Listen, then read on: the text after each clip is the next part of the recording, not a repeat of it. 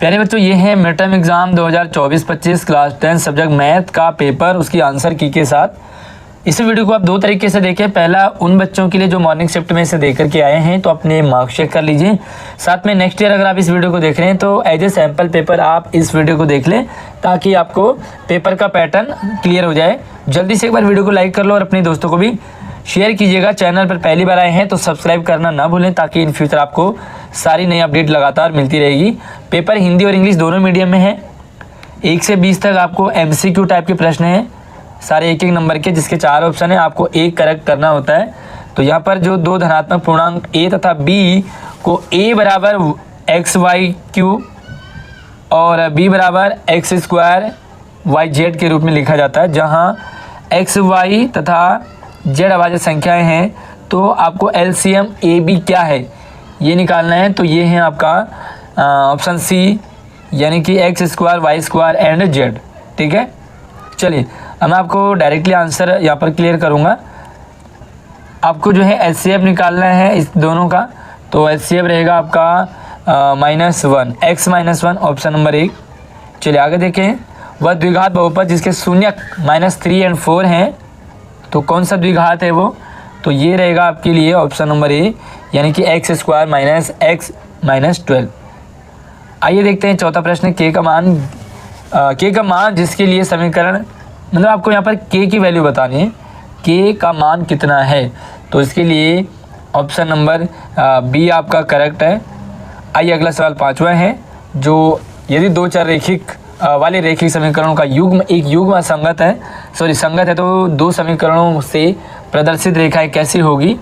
तो ये है आपके लिए C, प्रतिच्छेद करती या संपाती है। अब आप इसे क्लियर कर ले, मतलब सॉल्व करके देखें, मैं आपको आंसर बता रहा हूँ। अब यहाँ पे आपको tan थीटा जो है वो किसके बराबर है ये बताना है। तो ये रहेगा आपके लिए ऑप्शन नंबर B। सातवें प्रश्न में आपको जो है sec theta minus tan theta का मान बताना है। तो ये रहा आपके लिए, ये है -1, A ऑप्शन करेक्ट। अब आपको इंग्लिश मीडियम में, तो मैंने यहाँ पे आपको टिक कर रखे सारे।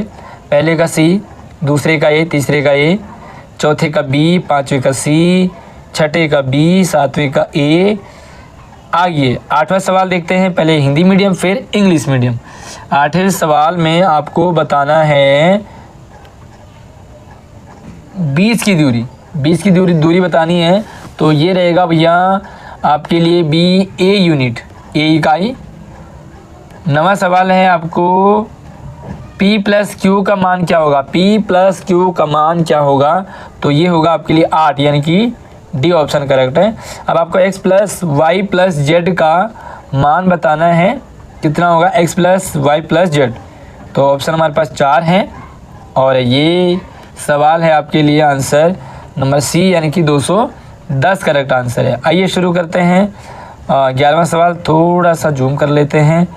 और 11वां सवाल है, एक द्विघात बहुपद कहा जाता है। यदि ये जो एक द्विघात बहुपद कहा जाता, अगर क्या होता, तो यहाँ पर जिसका आंसर है D। दिया गया चित्र है आपको DEBC। x का मान, आपको इस चित्र में x का मान बताना है। कहाँ भाई x का मान बताना है। तो x कितना होगा? ठीक है, यहाँ पे x है, तो x का मान कितना होगा? Question number 12। तो ये है आपके लिए x की वैल्यू है D3। चलिए इंग्लिश मीडियम, 8वें का B, 9 का D, 10th का है C, और 11 का D, 12th का है यस D, 12th का D है। फिर से हिंदी मीडियम में क्वेश्चन नंबर 13, और यहाँ पर आपका प्रतिच्छेद करती है, तो प्रतिच्छेद करेगी आपका, इसका ऑप्शन आंसर है D ऑप्शन है। अब आपको यहाँ पर वैल्यू बतानी है 14 की। तो यहाँ पे आएगा क्या आएगा 13 ये आएगा 1/3, 1/3। अगला है एक चित्र आपको दे रखा है ABCD। तो इसका परिमाप आपको बताना है। ABCD चित्र देखेंगे आप, तो इसका जो परिमाप है वो है B। 20√3 + 1m। आगे 16वां है, और सॉरी ये थोड़ा सा से पूरा सवाल देख लेते हैं ताकि आपको सवाल पूरा दिख जाएगा। अब आपको यहाँ पर x का मान बताना है, वैल्यू बतानी है x की। ये x कितना होगा, कितना डिग्री है, तो ऑप्शन है सी, 80 डिग्री है x यहाँ पे। आप इंग्लिश मीडियम में यहाँ से आप चेक कर लीजिए। 13 का D, 14 का C, 15 का B, सॉरी 15 का B है, और 16 का है C, 80 डिग्री। 17वां आपको, हाँ 17वां है आपका 25 आंसर यानी कि C। 18वां आपको एक मध्यक वर्ग और बहुलक वर्गों की निचली सीमाओं का योग है, ये एक सारणी आप देखें, और आंसर है आपका 18वें का यस B है 25। उसके बाद आपको 2 प्रश्न आपको कथन और कारण वाले, ये हर सब्जेक्ट में आपको आते हैं ताकि आपकी कितनी अंडरस्टैंडिंग है। तो एक बार इन चारों ऑप्शन को आपको पढ़ना है, ठीक है। ये 4 ऑप्शन आप ध्यान से पढ़ें क्योंकि इन चारों ऑप्शन के अकॉर्डिंग आपके 19 और 20 2 प्रश्न हैं। तो इनको ध्यान से देखें भाई, कौन सा स्टेटमेंट सही है, कौन सा गलत है, कौन किसकी व्याख्या करता है। जैसे यहाँ पर अभिकथन ए सत्य है परंतु आर गलत है, यहाँ पर अभिकथन ए सत्य है लेकिन आर सत्य है, ठीक है। तो 19वें का जो आंसर है 19वें का आंसर है ए, ठीक है। 19वें का ए है, और 20वें का एक बार और देखेंगे, 20वें का आपका आंसर रहेगा बी। चलिए आगे देखें, और ये इंग्लिश मीडियम 17वें का सी 25, 18वें का बी 25 एंड 19 अभिकथन अभिकारण, 19वें का ए और 20वें का बी। अब आपको यहाँ पर 2-2 नंबर के क्वेश्चन आ जाते हैं, थोड़ा सा आपको इसे एक्सप्लेन करना होता है। और दर्शाइए कि 336 एक भाज्य संख्या है। कैसे भाज्य संख्या, तो आपने इसके फैक्टर बताने हैं। तो इसे आप बता सकते हैं 2 की घात 4 इंटू मतलब 336 बराबर गुणा 3 गुणा 7। तो ये इसके फैक्टर हैं। अगला है द्विघात बहुपद x 3x² प्लस यस के शून्य ज्ञात कीजिए। तो इसके शून्य क्या होंगे, चलिए एक बार मैं शून्य का आपके दिखा देता हूँ। तो 22 क्वेश्चन का आंसर आप किस तरह से करेंगे, तो आप यहाँ से आप चेक कर सकते हैं, देख सकते हैं। अगला सवाल, अच्छा 22 वाला जो अथवा है, या तो आप ऊपर वाला करेंगे या नीचे वाला करेंगे, तो जो भी आपको ठीक लग रहा है आप उसे सॉल्व करेंगे। सबसे पहले आप कमेंट में ज़रूर बताएं कि आप कौन से स्कूल में पढ़ते हैं, अपने स्कूल का नाम ज़रूर बताएं। 23 ऑप्शन, 36 सेंटीमीटर त्रिज्या वाली एक वृत्त, 36 सेंटीमीटर त्रिज्या है वृत्त में, जो त्रिज्या खंड है उसका क्षेत्रफल है 72 पाई cm² है। तो संगत चाप की लंबाई ज्ञात कीजिए। तो भाई 23वां सवाल आप यहाँ से देख सकते हैं किस तरह से आप इसे सॉल्व करेंगे, और इसका आंसर आएगा 12.57 सेंटीमीटर, 12.57 cm। अब आपको अगला सवाल 24वां है। आपको सिद्ध करना है angle A equal to angle C तथा angle B equal to angle D. कैसे होगा आपको प्रूफ करना है। तो प्रूफ करने के लिए एक बार दिखा देता हूँ आंसर। तो यहाँ से आप इसे प्रूव कर सकते हैं। आप देख सकते हैं किस तरह से आपका जो है वो एंगल ए बराबर एंगल सी है एंड एंगल डी बराबर एंगल बी है। और यहाँ पर जो 24वां इसके आपके अथवा भी पार्ट है, या तो ऊपर वाला करेंगे या नीचे वाला कर सकते हैं। 25वें पर देखेंगे 2 मीनारें 30 सेंटीमीटर तथा 20 सेंटीमीटर ऊंची है। 2 मीनार है, एक 30 सेंटीमीटर मीटर और दूसरा 20 मीटर। तो उनके शीर्षों को जोड़ने के लिए, शीर्ष यानी कि टॉप जो मीनार हैं को जोड़ने वाली एक रेखी के साथ 60 डिग्री का कोण बनाती है। तो दोनों मीनारों की बीच की दूरी आपको बतानी कितनी होगी, दोनों मीनारों की बीच की दूरी। अगर उनके टॉप को मिलाया जाता है तो 60 अंश का कोण बनता है। लो भाई, सबसे पहले तो आप पिक्चर देख लें, पिक्चर किस तरह से बनेगी आपकी, है 60 डिग्री का ये एंगल बनेगा ए और बी में, ठीक है। और एक जो है 20 मीटर है, दूसरा 30 मीटर है। तो 20 और 30, 20 में से 30 घटाएंगे तो 10 मीटर जो है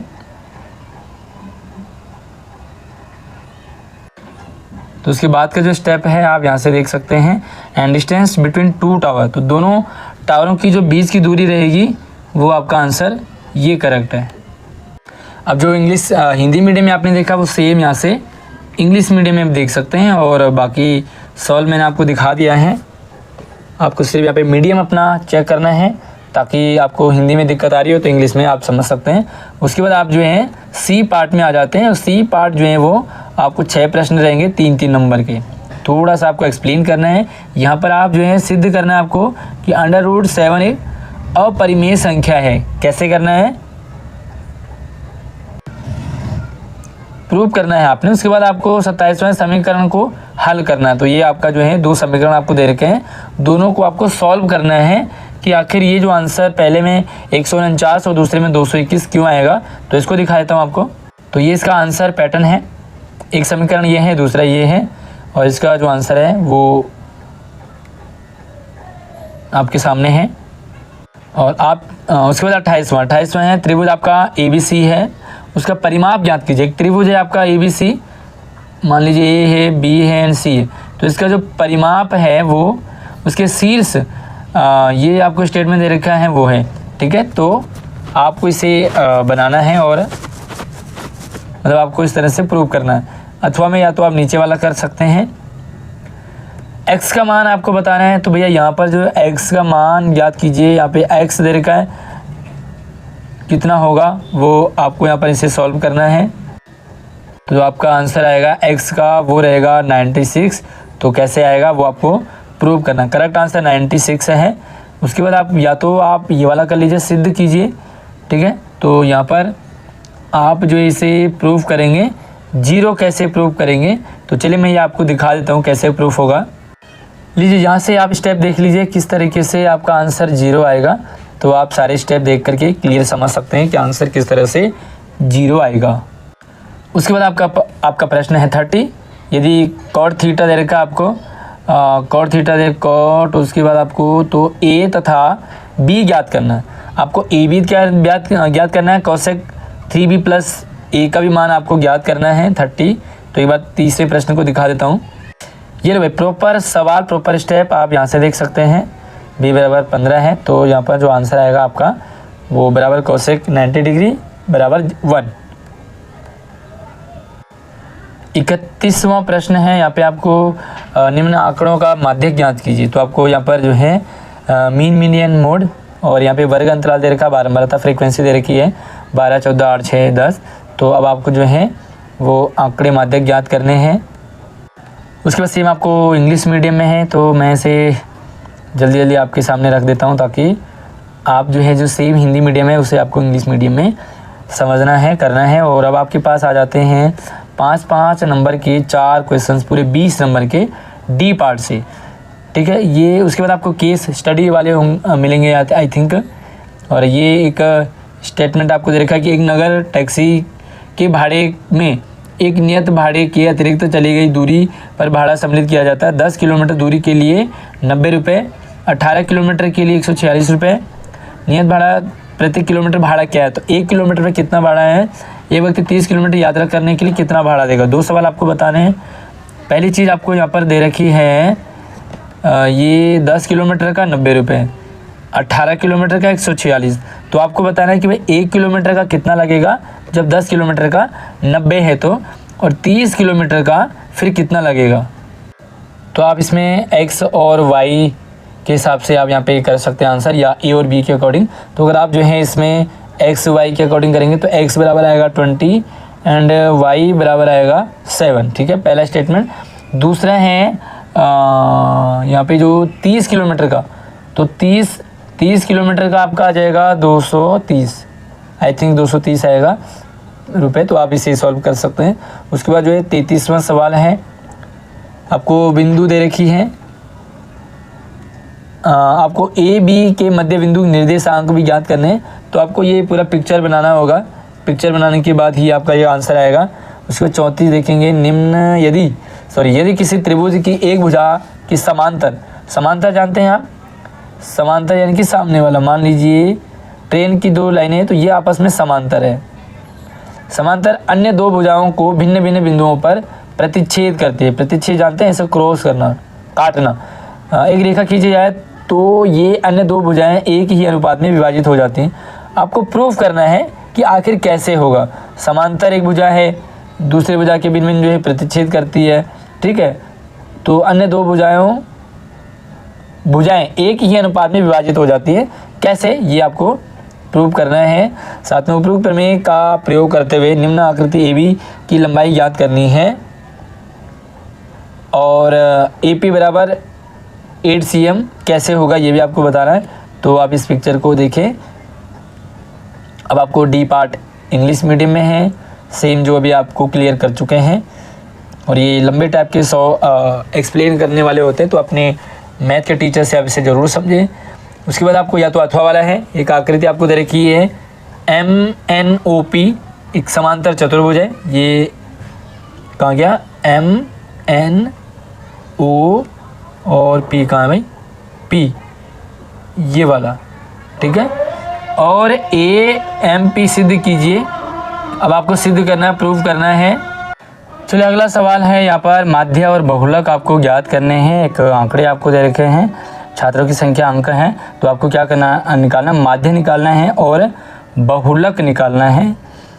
या तो आप नीचे वाला देख सकते हैं, दिए गए बारंबारता बंटन का बहुलक आपको दे रखा है 45 है, तो x और y का आपको मान ज्ञात करना है, ठीक है। यहाँ पर सब कुछ आपको दे रखा है, लेकिन यहाँ पर x और y छोड़ा हुआ है, तो आपको x कितना आएगा, y कितना आएगा, ये आपको बताना है, ठीक है। अब ये सेम चीज़ आपको इंग्लिश मीडियम में भी है। और ये पेपर कितना इजी कितना टफ आपको लगा, आप कमेंट में ज़रूर बताइए। ई पार्ट में अब आपको केस स्टडी वाले हैं, ठीक है। 3 प्रश्न हैं, 4-4 नंबर के हैं। अब आपको पूरा यहाँ पर सब कुछ लिखा हुआ रहता है, डायग्राम दिया होता है, आपको उससे रिलेटेड सवाल को समझना है और आंसर देने हैं, ठीक है। ये आप पिक्चर ध्यान से देखें। और अब आपको यहाँ पर 3 सवाल दिए होते हैं, ये भी आपको करना है, ये भी करना है। तीसरे में आपको ऑप्शन होता है या तो ये वाला करेंगे या ये वाला करेंगे। तो आप जो ऊपर स्टेटमेंट और पिक्चर को देख समझ रीड करके आपको आंसर देने हैं। या तो आपको मतलब ये तो ऊपर हो गया, उसके बाद 4 नंबर का ये वाला रहता है। हवाई जहाज एक उड़ने वाला वाहन है जिसमें स्थिर पंख और एक या एक से अधिक इंजन होते हैं या हवा के माध्यम से चलने में सक्षम होता है। इसका प्रयोग कार्गो हैंडलिंग, हवाई यात्रा और सैन्य उद्देश्यों के लिए किया जाता है। ये एक स्टेटमेंट है, हवाई जहाज आपने देख लिया। चलिए इसको आगे सॉल्व करेंगे। उससे पहले यहाँ पर पेपर में इंग्लिश मीडियम का क्वेश्चन है, जो ऊपर हमने हिंदी मीडियम में देखा है, आप उसे यहाँ से देख समझ सकते हैं। अब 37वां सवाल यहाँ से आपको उसको आगे कंप्लीट किया है कि भूमि पर स्थित एक बिंदु यहाँ पे 60 कोण बनाती है, 15 सेकंड मुड़ने के बाद 30 कोण 30 हो जाता है। हवाई जहाज को यहाँ पर उड़ रहा है, ठीक है। स्टेटमेंट आपको दे रखा है, यहाँ पे पिक्चर भी आपको दे रखी है। तो अब आपको ये वाले सवाल करने हैं जानकारी के अकॉर्डिंग। सबसे पहले तो x का मान ज्ञात करना है, फिर 15 सेकंड में हवाई जहाज ने कितनी दूरी तय की ये बताना है। हवाई जहाज की जो गति है वो किलोमीटर पर सेकंड क्या है, पर हावर, मतलब कितना 1 घंटे में कितना किलोमीटर चलती है, गति बतानी है। और थर्ड में आपको ऑप्शन रहता है या तो ऊपर वाले करेंगे या AC की आपको लंबाई ज्ञात करनी है, ठीक है, अथवा में। उसके बाद आपको एक और केस स्टडी वाला है और आप इसे भी पढ़ें समझें।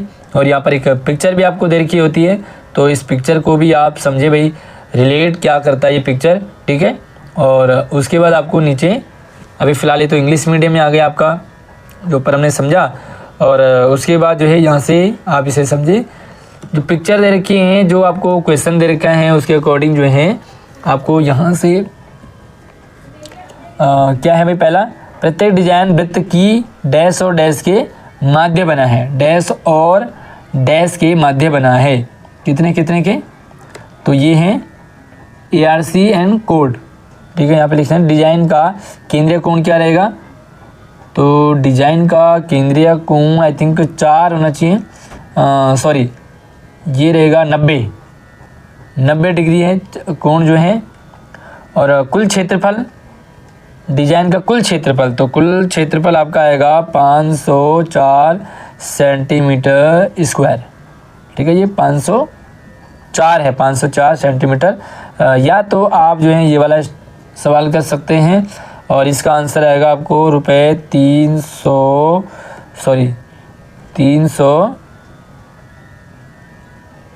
78।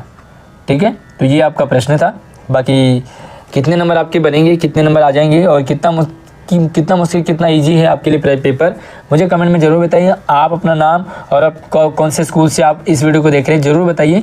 अगली वीडियो मिलती है, तब तक आप अपना ख्याल रखिए। धन्यवाद।